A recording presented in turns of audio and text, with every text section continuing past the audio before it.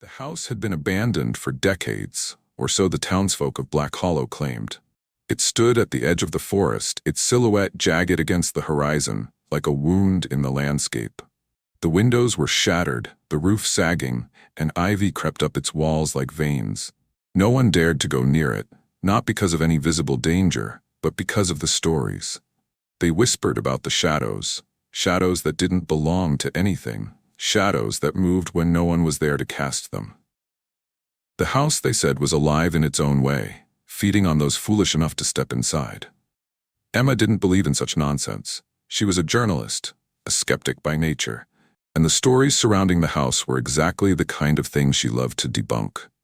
She had spent years chasing urban legends, exposing them for what they were: exaggerations, misunderstandings, or outright lies. The house at Black Hollow was just another story waiting to be unraveled, and she was determined to be the one to do it.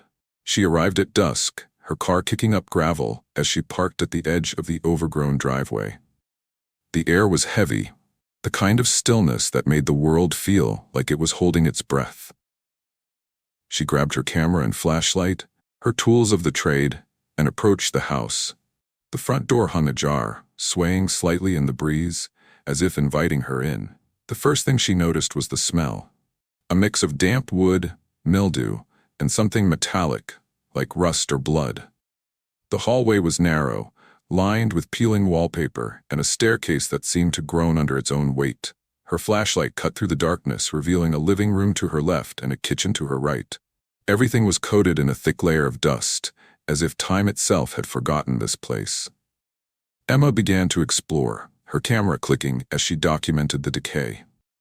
The living room was unremarkable: a crumbling fireplace, a sagging couch, and a broken lamp.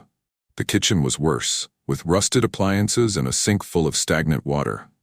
But it was the second floor that felt wrong.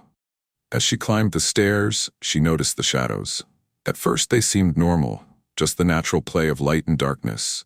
But then she realized they weren't behaving as they should. Her flashlight would sweep across the wall, and the shadows would linger, as if reluctant to leave.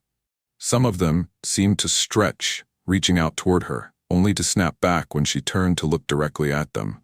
She shook her head, telling herself it was just her imagination.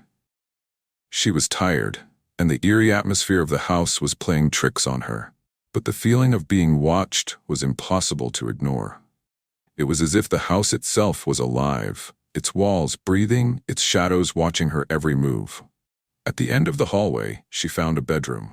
The furniture was still there: a bed, a dresser, a mirror cracked down the middle. On the floor, she noticed a notebook, its cover faded and its pages yellowed with age. She picked it up and began to read. The entries were written in a shaky hand, the words scrawled as if in a hurry. They spoke of voices in the night, of shadows that moved on their own, of a presence that grew stronger with each passing day. The final entry sent a chill down her spine. They live in the spaces between. They are the shadows between the lines, and they are hungry. A sudden noise made her jump, a soft creak, like a footstep on the floorboards. She spun around, her flashlight darting across the room, but there was no one there. The shadows, however, seemed to shift, pooling in the corners, growing darker and more defined. "Hello?" she called out, her voice trembling. The only response was the sound of her own breathing, loud and ragged in the silence. She backed out of the room, her heart pounding. The hallway seemed longer than before, the shadows deeper. She could feel them now, pressing in around her, cold and suffocating. Her flashlight flickered, and for a moment she was plunged into darkness. When the light came back on, she saw them. Figures, barely more than outlines, stood at the edges of the hallway. Their forms were indistinct, their faces obscured, but their eyes, if they could be called eyes, glowed faintly, like embers in the dark.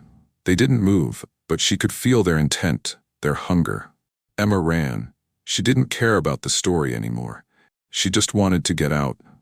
The stairs seemed to stretch endlessly, the front door always just out of reach. The shadows followed her, their whispers growing louder, filling her head with words she couldn't understand. Finally, she burst through the door and into the night. She didn't stop running until she was back in her car, the engine roaring to life as she sped away. She didn't look back, afraid of what she might see. But the shadows didn't stay behind. That night, as she sat in her apartment, trying to convince herself it had all been in her head, she saw them again. They were in the corners of her room, in the spaces between the furniture, in the lines of the curtains. They were always there, just out of reach, just out of sight. She tried to ignore them, to pretend they weren't real. But the whispers grew louder, the shadows bolder. They crept closer with each passing day, their presence suffocating. She stopped sleeping, afraid of what might happen if she closed her eyes. One night she woke to find them standing at the foot of her bed. Their forms were clearer now, their outlines sharper. They didn't move, but she could feel their hunger, their need. She tried to scream, but no sound came out. The shadows closed in, their whispers filling her mind, drowning out her thoughts. The next morning, Emma was gone. Her apartment was empty, her belongings untouched. The only sign that she had ever been there was her notebook, left open on the bed.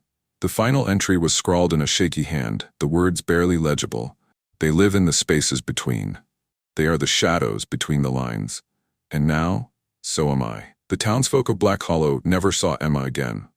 But sometimes on quiet nights, they swear they can hear whispers coming from the old house at the edge of the forest. And if you stand too close, you might see them. The shadows between the lines, waiting for their next victim. It started with a letter. A single handwritten letter that arrived in a plain, unmarked envelope. No return address, no stamp. Just my name scrawled across the front in a jagged, uneven hand. I should have thrown it away, burned it. But curiosity is a dangerous thing. The letter was written in black ink, the kind that glistened under the light as if it had just been written. The words were sharp, deliberate, and unsettling. To the one who reads this, you have been chosen. The ink will never dry. The story will never end. Write carefully, for what you create cannot be undone. I laughed at first, thinking it was some kind of prank.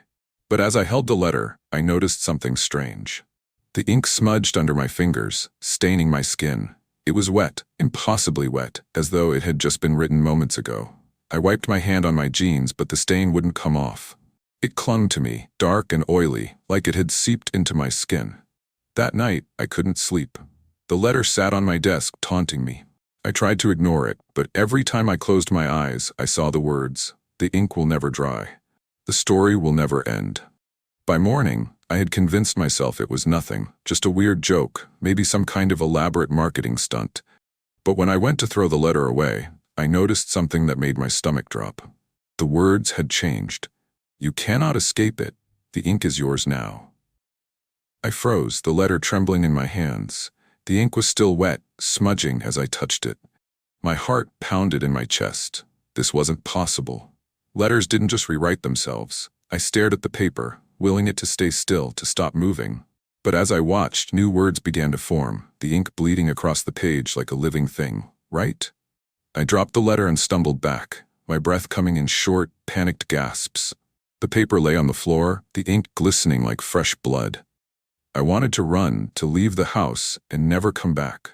But something stopped me. A voice in my head, soft and insistent. Right. I don't know why I listened. Maybe it was the fear, or the curiosity, or something deeper, something darker. I picked up a pen and a blank sheet of paper, my hands shaking. The moment the pen touched the page, the ink began to flow, thick and black and endless. I didn't even have to press down. It was as if the ink was alive, pouring out of the pen in a steady stream. At first I didn't know what to write. My mind was blank, my thoughts scattered. But then the words came, unbidden and unstoppable.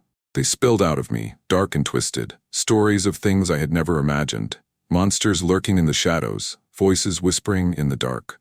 A man trapped in a house that was alive, its walls pulsing like flesh. The more I wrote, the more the ink seemed to take on a life of its own. It moved across the page, forming shapes and patterns that I didn't recognize. Sometimes it felt like the ink was guiding me, pulling the words out of me like a thread unraveling from a spool. Days passed, then weeks. I barely ate, barely slept. The stories consumed me, filling my mind with images of terror and despair. I couldn't stop. Every time I tried to put the pen down, the voice in my head would grow louder, more insistent. Right. The ink was everywhere now. It stained my hands, my clothes, my furniture. No matter how much I scrubbed, it wouldn't come off. It seeped into my skin, into my veins, until I could feel it pulsing inside me. I started to see things, shadows moving in the corners of my vision, faces staring at me from the walls. The stories I wrote began to feel real, as if the ink was bringing them to life. One night, I woke to find the letter on my desk, the words glowing faintly in the darkness. New instructions had appeared, written in that same wet, glistening ink. Finish the story. I didn't know what it meant. I had written dozens of stories, hundreds of pages. But the ink wasn't satisfied. It wanted more. It wanted something final, something complete. I tried to resist, but the voice in my head wouldn't let me. It whispered to me, day and night, until I couldn't think of anything else. Finish the story. So I wrote. I wrote until my fingers bled, until my eyes burned from lack of sleep. The ink flowed endlessly, staining everything it touched. The stories grew darker, more twisted, until I could barely recognize them as my own. It was as if the ink was feeding on my fear, growing stronger with every word. And then one day, the ink stopped. I stared at the page, my heart pounding. The pen was dry, the ink gone. For the first time in weeks, I felt a glimmer of hope. Maybe it was over. Maybe I was free. But then I looked at the paper. The words I had written were gone, replaced by a single sentence. The ink will never dry. I felt a chill run down my spine. The paper began to ripple, the ink bubbling and churning like a living thing. I tried to back away, but it was too late. The ink spilled off the page, spreading across the desk, the floor, the walls. It moved like a shadow, dark and hungry, consuming everything in its path. I ran, but the ink followed me. It seeped under doors, through cracks in the walls, always just behind me. I could hear it whispering, 1,000 voices speaking in unison. The story will never end. Now I'm trapped. The ink is everywhere, surrounding me, suffocating me. It's inside me, filling my lungs, my veins, my mind. I can't escape it. I can't stop writing. The stories keep coming, darker and darker, until I can't tell where they end and I begin. The ink will never dry. The story will never end, and neither will I.